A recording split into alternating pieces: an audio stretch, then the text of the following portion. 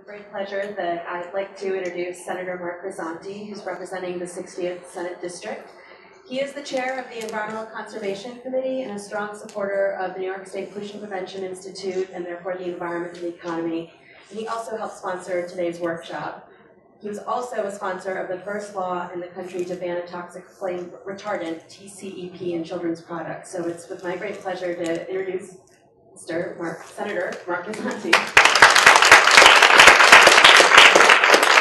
Thank you. Good morning, everybody. How are you? I'm sorry I'm not in a suit today. Number one, it feels good not to be in a suit. I feel like I'm in one 24/7, but I have a lot of events that are outside, and I think it's kind of ridiculous when you're outside, you're with community events, and you're in a suit. I think this doesn't match up.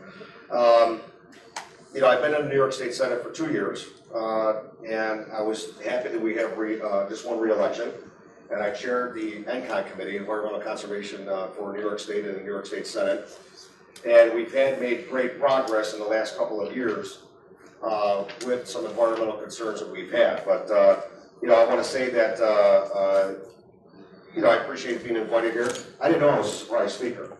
So surprised. I didn't bring any cake or anything. I worked with Bobby Chase and our colleague Kathy Curtis from Clean Air Coalition for quite some time. And providing funding for programs is very important, and pass laws that are protecting public health and cleaning up our environment. And I'll take a few of them that I think are important as to what your topics are here today. With Pollution Prevention Institute, EPF money. Do you guys know what EPF money is? It's the Environmental Protection Fund, where money goes into this fund. It has not been decreased in the last 2 years. It's close to $140 million. It is used for a variety of purposes, for environmental, farming, teaching, education, other programs. We are trying to get that money increased to over $200 million, and I have legislation out there to try to get that money increased with the bottle deposit bill. I kind of have a crazy notion, being a New York State Senator or being new, that if you have money that's earmarked for a specific project or programs or education or goals, the money needs to stay for those specific those projects, goals, and not be swept into the state's general fund for other purposes. Do you guys agree with that? I mean, that's basically what it's supposed to be for. And I'll give you an example. We all have tires on our vehicles. When you go and buy a new tire, there's a recycling fee attached to that tire. That goes into a program that is supposed to help rid our landfills of tires that are in there. And as you see, there are companies now that have sprouted up, and particularly in Niagara County, where they basically take the rubber and they condense it down, and they make like the stops in the parking lots. They'll make rubber bases for stop signs at school crossings. You may have seen some of these things. They're fairly new. The problem is the money from the recycling fee is supposed to help these companies do these types of work and have these types of education. And back in 2009, 2010, before I got there, all that funding was swept into the general fund, along with about, I would say, $6 billion of other funding that's supposed to go where it needs to go, which is swept into a general fund. So I'm proud to be acting along with other members of the Senate and the Assembly, a champion to make sure that if funding is supposed to go for a specific purpose, that it stay there. So I toured the PBI, and I was impressed with the work that they're doing, especially in Western New York. In last session, working with Governor Cuomo, we had earmarked $1.6 million to the PBI to launch new green initiative programs, which will provide New York businesses with expertise and strategies for reducing the use of hazardous materials and improving sustainability, not only for our region, but for the state as a whole. And that basically was from the EPF. And we want to continue to provide more EPF funding for the support of programs such as that have a positive impact on our state. Just this past legislative session, we passed, you may have heard of this, if you have, raise your hand, the sewage right to know legislation. Yes? Only a couple of you? Okay. Basically, where this started from, and I did a hearing down in New York City, is there was a sewage treatment plant that caught fire along the Hudson River. And without informing everybody, they opened up the floodgates and released tens of millions of gallons of raw sewage into the Hudson River in New York City. And it was a very hot weekend. And they had swimming competitions, they had boating going on, they had canoe racing, they had everything going on. What we found out at the hearing, and as so often in government or with agencies, is one hand did not know what the other hand was doing, and there was a very poor lack of notification to let people know what had happened. So we had a hearing, and what we found out, down in New York City, Long Island, those areas, they have a lot of boaters, and they're all linked. And with today's technology, they are linked in such a way that it would have been very easy to just go ahead and put out a call, whether it's on the radio, whether it's on a website, whether it's on Twitter, Facebook, what have you, saying that this took place. Nobody did that. Nobody also informed the people at the park that take care of the park gates, the attendants. They weren't even notified, so as people are going in to pay their fee to go to the beach, nobody even informed them. So we did a lot by way of having this hearing that was informative, and we passed this legislative session.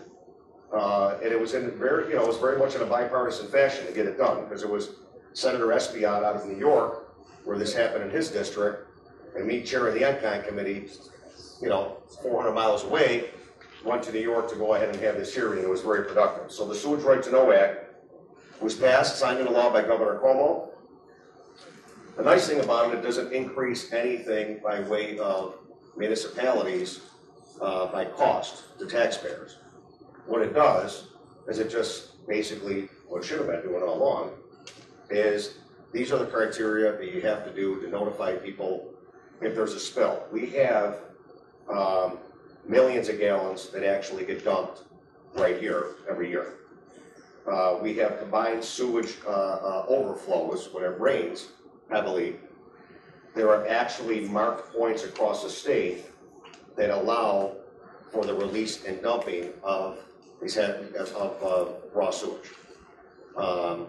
I don't know if you've ever been to a park and you've seen some of these things. I was recently up at Alexandria Bay at another function, and I was walking by like this gorge area, and it actually had a marker saying, this is a marked site for sewage dumping and sewage pollution. I actually felt bad because it was literally right in one of the Thousand Islands, and it was, it's a beautiful lake, but it's supposedly supposed to be monitored.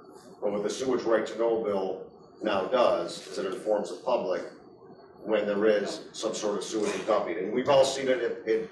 Hamburg has that problem with the beaches that close down. You're going to know a lot sooner than have already gone swimming, and then you're home, and then you find out on the 6 o'clock news that the beach should have been closed. I mean, I don't think anybody wants to swim in those types of materials, not me. So I was glad that Governor Cuomo helped us with that. Now, we have a lot of challenges ahead of us, as was mentioned, the choice products and clothing. But there is still concern about the harmful chemicals that wind up in products made for children, and I'm going to continue to work on these important issues. These chemicals have to do with the foam and the materials that are in bedding, that are in cribs, that are in the materials inside of car seats underneath the plastic. We were very close last year. And I'm going to continue to push forward for those types of things to take care of, because it protects our children's health and informs parents what's in these products that you're buying, and I think it's very important. The mercury legislation, I think Diana Haga from UB talked about this already, discussing endocrine disorders. As you may know already, mercury is highly toxic and dangerous endocrine disruptor, and I have bills that will take mercury thermostats and mercury lamps out of our waste stream. There's over 300,000 thermostats come off the walls each year. 99% of those thermostats, those mercury thermostats, wind up in our landfills, 99%. So that's a ton of mercury each year, and the Senate passed a bill to prevent this. I'm going to push to move it forward this year in the Assembly. Honeywell actually, in the beginning, you know, did not like some of the ramifications that were going to be imposed. But you know, I'm the type of senator that, you know, when I'm doing my work, I'm not doing the work to either penalize a particular area or one way or the other. What I'm trying to do is come to a sensible solution that both the public and business can live with without either disrupting business or making sure that environmental concerns and protections for, especially for infants, you know, my kids, my grandkids, I don't have any yet, but my soon-to-be grandkids, to make sure that, that they're protected. So mercury thermostat legislation is very important. And a lot of people don't think about these things. And I'm actually kind of amazed that we still have those old mercury thermostats on the wall. Does anybody here still have those on their walls? Anybody? You know what I'm talking about? Okay. Very simple. You know what, if you want to replace them, replace it and take the thermostat and you can bring it right over to Honeywell, which is in downtown Buffalo, and it can be disposed of properly, because you don't want to throw it in the garbage. It'll just wind up in a landfill. And I think actually if you call Honeywell and tell them you want to do that, that they may give you a coupon or a discount for an additional thermostat, because that's something that we're trying to do in our legislation. Flame retardants on upholstered furniture, directed by staff this past Thursday, attended a workshop. It was highly attended, talking about the products, once again, that are in the cushions, that are actually soaked in chemicals, and these are things you don't know about. So we want to try to make that aware for you as well, and for the people of New York State as a whole. Am I being cut off? Yeah. Because I can sit here and talk forever, right? But I just want to let you know, my office is right over here on Court Street. If anybody has any concerns, you can always contact us. We have great representatives that help out in protecting children, protecting women, protecting the environment. We want to keep that moving forward in a more positive fashion and make sure that the programs are not cut and there's additional programs. So I thank you for the opportunity. Have a great lunch. Have a great weekend. Have a happy Thanksgiving. Senator Grisanti here. We can take 2 questions. Up, first hand up. Yes, I wondered if there was any backup plan as far as dumping the water, the contaminated water from the, what was it, the sites into the waterways, what you first mentioned. So is there a backup for the combined sewage overflow so that it's not going out into the water bodies? Yeah, the problem is the infrastructure of our sewer system across the state, in particular Buffalo, New York City, is old. And we're talking billions and billions of dollars to try to remedy that problem. You may notice that they've started doing like a pilot project on Forest Avenue here, and then the side streets, where they're trying to separate out the sewage overflow, and rather than rainwater going into the sewer that helps cause the sewage overflow, because it's combined from your, well, when you go to the bathroom to the water overflow, that's combined sewage overflow, and that's what happens. So they're trying to install, or try to have these pilot projects to install rain barrels at the ends of the gutters to catch it and reuse the water, the rainwater that falls, to naturally go into its path of the ground, helping out plant life and preventing it from all going in there. So if we had billions of dollars, the remedy would be to repair the sewer system as a whole, to try to separate things out. We don't.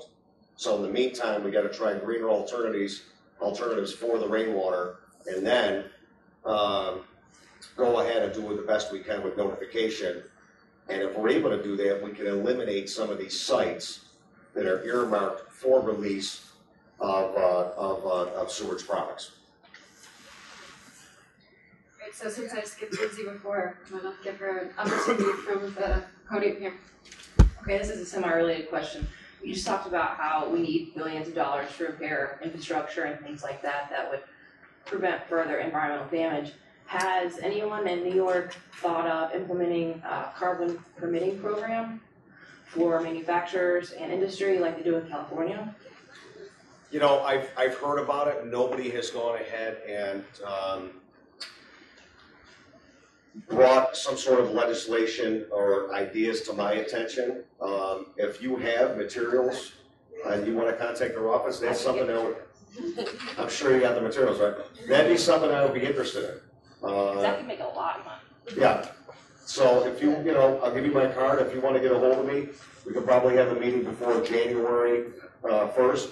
I'll tell you who to call in my office, Doug, and then I'll put it in my card. Call me.